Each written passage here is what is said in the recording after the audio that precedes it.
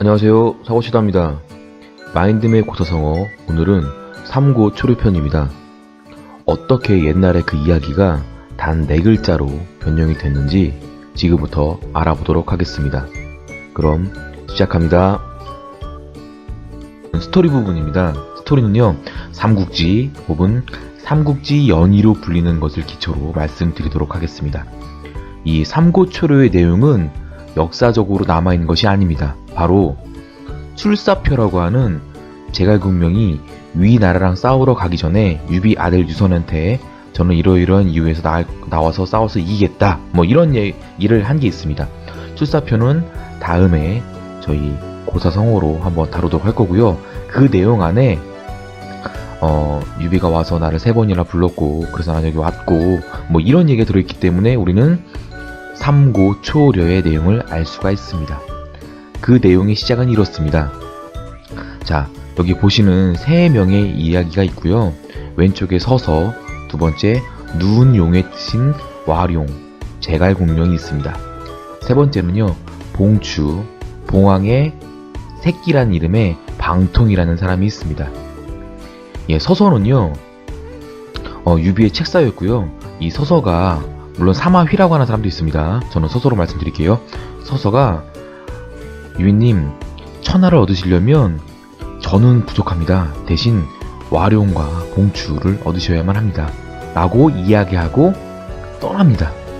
어디로 떠나냐면 이때 조조가 서서의 청명함을 알았던가 혹은 유비 옆에 있는 게 싫었던가 해서 서서의 어머니한테 볼모를 잡은 다음에 빨리 편지 써서 아들 오라 그래, 이렇게 얘기해서 편지를 받고 효성 때문에 서서가 조조한테 떠납니다.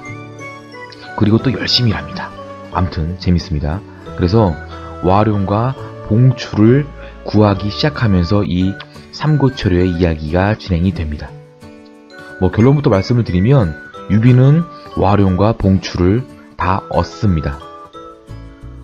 제갈공명이야 뭐 다 아시겠지만 이 봉추 방통의 이야기를 하나만 말씀을 드리면 우리가 알고 있는 적벽대전이라는 이야기 아실 건데요.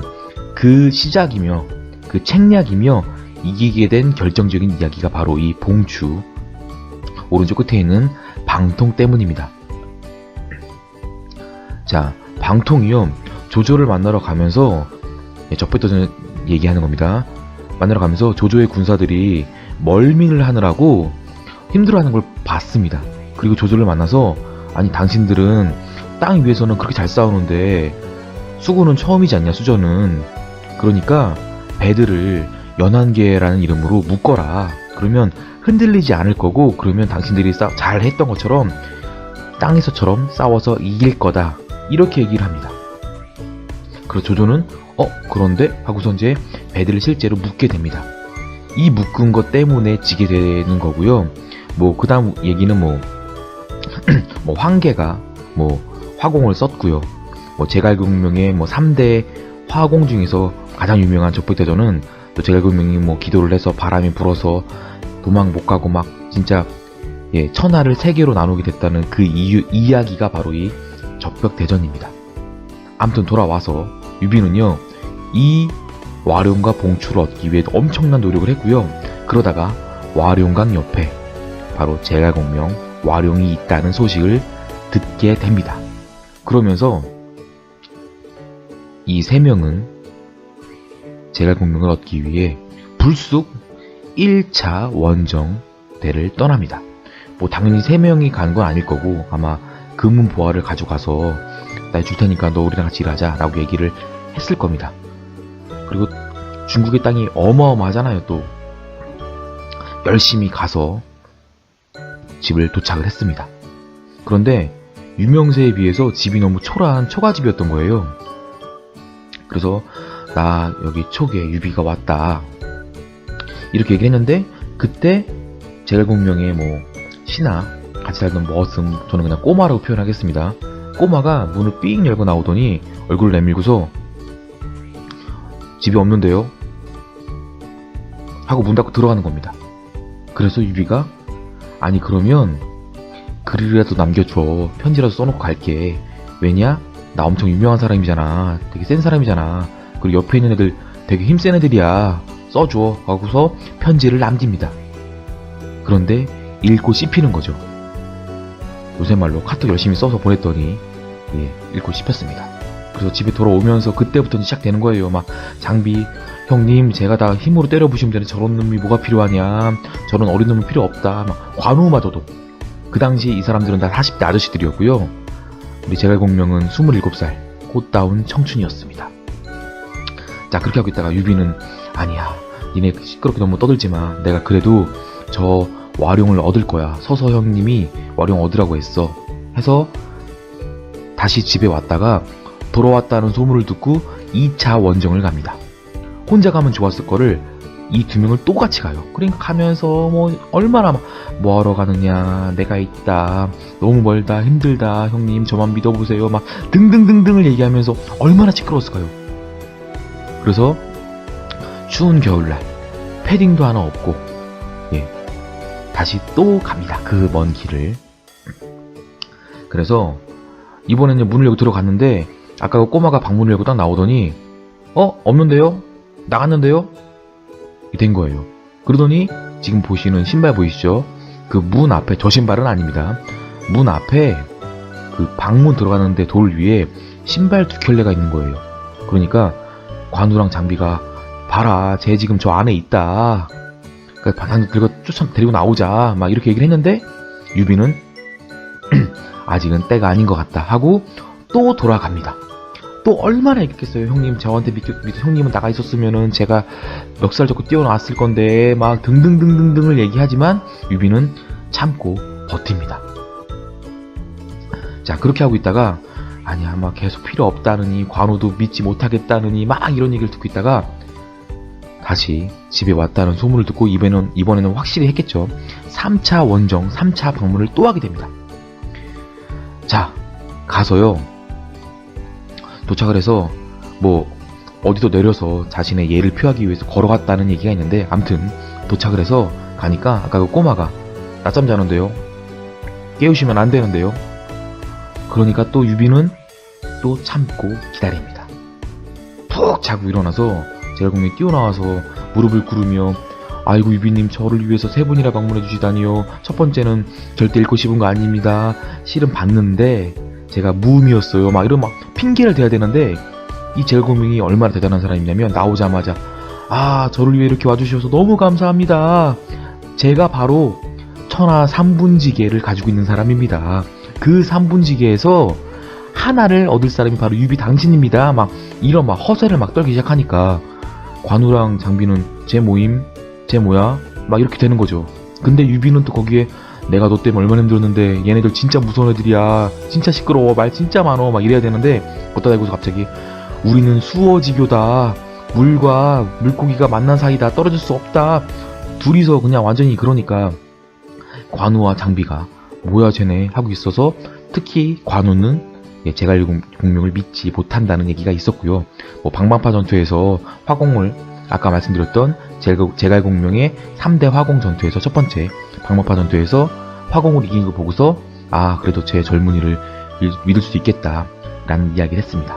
아무튼 이렇게 어렵게 무려 3번의 방문 끝에 무려 금은보화를 3번이나 데리고 오고 저 싸움 잘하는 애들 2명이서 형님 저 막 눈빛 막 부리부리 하면서 막 꼭 가야 되냐 데리고 나오겠다 막 협박 아닌 협박을 들으면서까지 참고 데리고 온 것이 바로 삼고초려의 이야기입니다.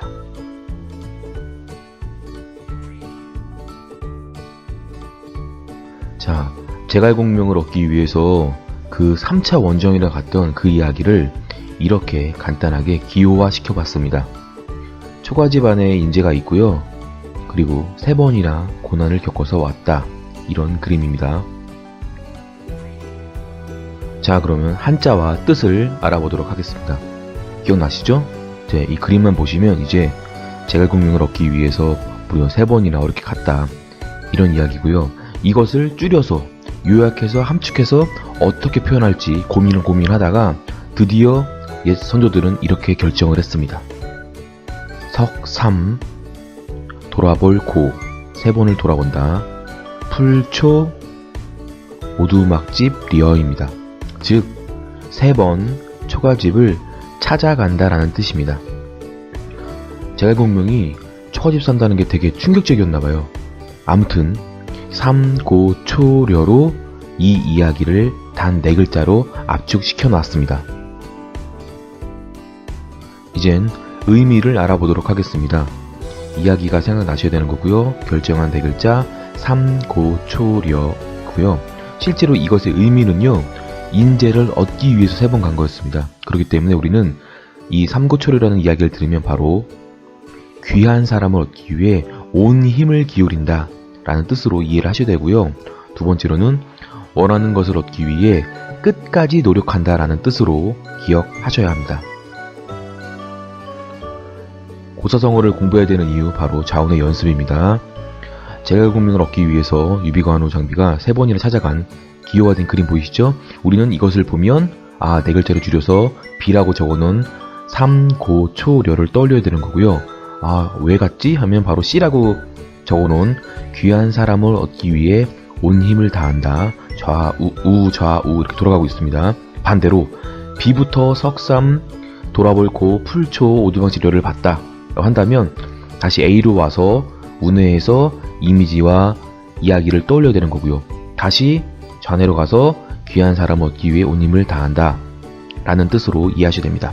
또 누군가가 먼저 귀한 사람을 얻기 위해 온 힘을 다한다 라는 의미를 들으면 저거 유비관우 장비 얘긴데 하면서 운해에서 이야기를 떠올리고, 그래서 좌내로 와서 삼고초려라고 하는 4글자로 요약된 함축된 글을 떠올릴 수 있어야만 합니다. 자, 다른 것들과 비교랑 대조할 수 있는 것들을 좀 찾아봤는데, 삼고지례라는 뜻이고요. 3번을 찾아가는 예의라는 부분이 있고, 삼고초려가 삼고지례도 같은 뜻이다, 같은 의미다. 결국은 3번 찾아갔다는 의미가 얼마나 힘들게 치사하고 더럽고 치사한데도 난 너를 얻어야 돼, 끝까지 가겠어, 이런 뜻이겠죠. 그리고 아까 갑자기 자다 벌떡 일어나서 푹 자고 일어난 제갈량이 갑자기 유비한테 엉뚱하게 천하 3분의 계책이 있어, 그중 하나가 당신이 하니까 얼마나 유비가 좋아하겠어요. 그쵸? 그래서 세상이 셋으로 나눠짐을 나타내는 천하 3분이고요. 그 다음에 그러니까 유비의 답가 수어지교다, 완벽하다, 너랑 나랑은 떨어질 수 없는 사이다, 이런 이야기들이 있는 거니까 이 삼고초려라는 이야기와 함께 요 고사성어 이야기까지도 한번 아시면 감사할 것. 자, 다음은 실생활에서 어떻게 활용되는지 한번 보도록 하겠습니다. 삼고초려 끝에 나는 미녀를 얻었다 라고 하신다면, 뭐야 갑자기 한자를 써가 아니라 진짜 저 사람 얻기 위해서 갖은 치사함과 더러움을 참고 해냈구나, 이런 게 느끼셔야 됩니다. 유비관우 장비가 그 어려움을 겪고서 제갈량을 얻은 것처럼 삼고초려 한다는 생각으로 스카우트 했다, 그 마음 전해지셔야 될 것 같고요. 마지막은 기사에 있는 내용 갖고 왔는데 실제로도 많이 쓰고 있습니다. 땡땡땡 삼고초려 노력 끝에 끝내 못 만나 돼 있으니까 실생활에서도 오늘 들어보셨으면 많은 사용, 활용 부탁드리겠습니다. 키워드입니다. 키워드는요, 삼국지, 그 다음에 중국, 그 다음에 3번째는 사람입니다. 해시태그처럼 나중에 기회가 된다면 사람, 중국처럼 특별 편으로 한번 만들어서 묶어서 이야기해 보도록 하겠습니다.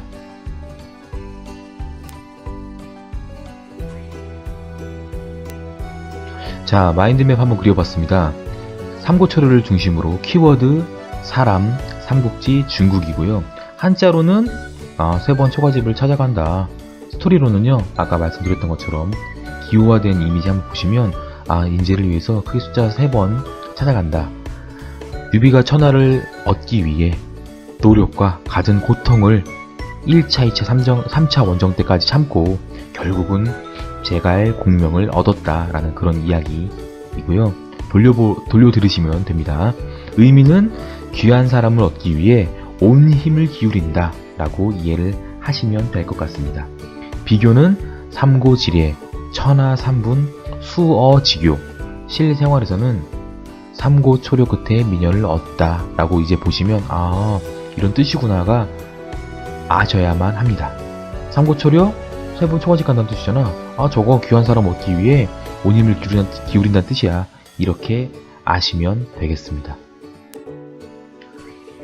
자, 마인드맵 고사성어 3고 초려 편이었습니다. 그 큰 이야기와 내용을 단 몇 자로 들을 수 있는 최고의 방법 바로 고사성어입니다.